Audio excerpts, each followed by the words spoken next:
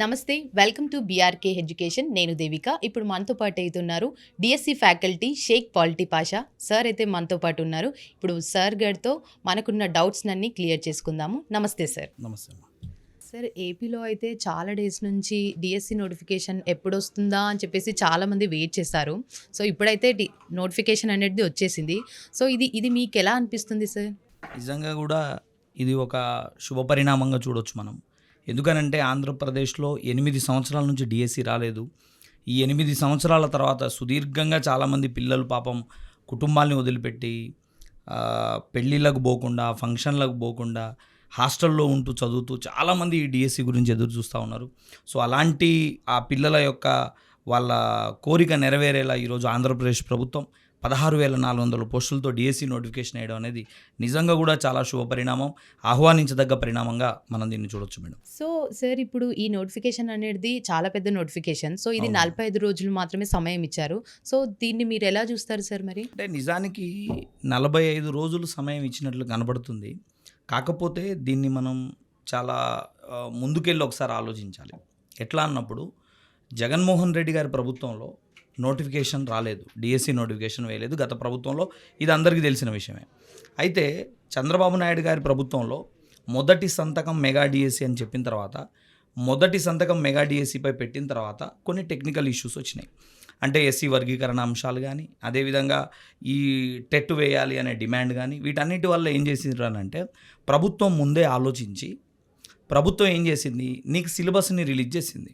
Suggestive syllabus అని చెప్పేసి ముందే వాళ్ళు ఇచ్చినారు. అంటే దాని అర్థం ఏంటి, నోటిఫికేషన్లో సగభాగం ఆ రోజే అయిపోయింది. సో నోటిఫికేషన్లో నీకు ఎప్పుడైతే సిలబస్ ఇచ్చినారో ఆ రోజు నుంచి లెక్కేస్తే దాదాపుగా వాళ్ళకు 3-4 నెలలు సమయం ఇచ్చినట్లే. ఇప్పుడు కేవలం మనకి ఇచ్చినది ఏంటి, ఈ 45 రోజుల్లో అప్లికేషన్లు తీసుకోవాలి, ఈ 45 రోజుల్లో హాల్ టికెట్స్ డౌన్లోడ్ చేయించాలి, ఈ 45 రోజుల్లో సెంటర్ అలాట్మెంట్ చేయాలి, 45 రోజుల్లో ఎగ్జామ్స్ను పెట్టి ఆ తర్వాత మనకేం చేస్తారు, రిజల్ట్ని డిక్లేర్ చేస్తారు. అంటే ఇక్కడ మనం గమనించాల్సింది, ఈ 45 రోజులని మాత్రమే మీరు ఈ రోజు నుంచి తీసుకుంటే కనుక కష్టం. అది సజెస్టివ్ సిలబస్ ఇచ్చిన రోజు నుంచి తీసుకుంటే ఇది మంచి నోటిఫికేషన్ అని చెప్పొచ్చు. పైగా ఎంతోమంది చాలా లాంగ్ నుంచి ప్రిపేర్ అవుతున్నారు కాబట్టి, 8 ఏళ్ల నుంచి ప్రిపేర్ అయ్యే వాళ్ళు ఉన్నారు. ఒక పిల్లవాడు కర్నూలు డిస్టిక్లో ఒక పిల్లవాడు అంతకుముందు 2018 డిఎస్సి కూడా 3 సంవత్సరాలు ప్రిపేర్ అయ్యాడు. ఆ 3 సంవత్సరాలు ప్రిపేర్ అయినప్పుడు కూడా అతనికి డిఎస్సి రాలా.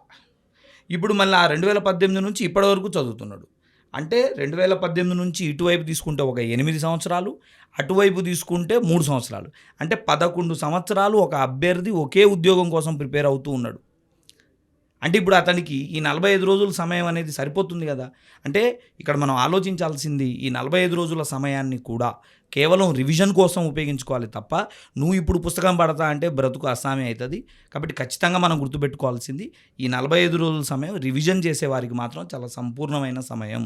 ఒకళ్ళిద్దరూ దీన్ని జీర్ణించుకోవడానికి చాలా ఇబ్బంది పడతారు, 45 రోజుల సమయం ఎట్ట సరిపోతుంది సార్ అని చెప్పి. బట్ కాకపోతే మనం సజెస్టివ్ సిలబస్ ఇచ్చిన రోజు నుంచి తీసుకున్నట్లయితే ఈ ఇచ్చిన సమయం అనేది చాలా అద్భుతమైనటువంటి సమయం. పైగా 16,400 పోస్టులు, చిన్న నోటిఫికేషన్ అనండి ఇదేమన్నా.